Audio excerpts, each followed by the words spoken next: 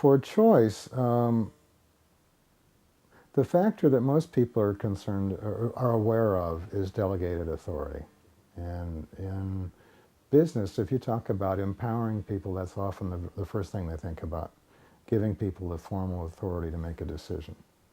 What we've found is that helps, but it's not sufficient. You also need a level of trust.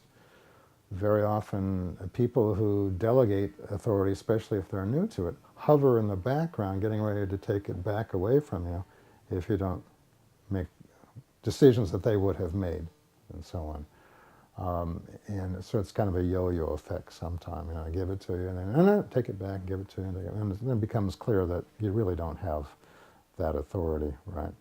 Let alone the confidence of your supervisor. So we see the need for some realistic delegation where people earn the authority and then you give it to them. You still have control systems so you know how things are going and so on, but you're not hovering there in the background.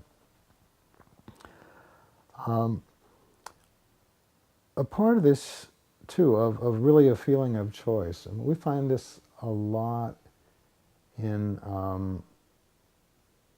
some parts of the military, say, where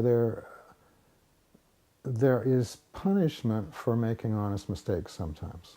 That's something the military is trying to get rid of, but very often people are punished. And what that does is that drives out people's sense of choice, They start feeling insecure, trying to figure out what the boss really wants. They do a lot of second guessing about what the boss really, really wants here. Because he's saying this, but we know what he does if you make mistakes. So how would he do this, and what would be the safe way of doing this, least likely to get us punished? So we come down on the side of minimizing punishment. If people aren't performing at adequate levels, then it's clear that that something has to change. But that's different from using punishment as a motivational tool. And Deming talked about drive out fear, because with fear you get conformity, and so that's a part of this.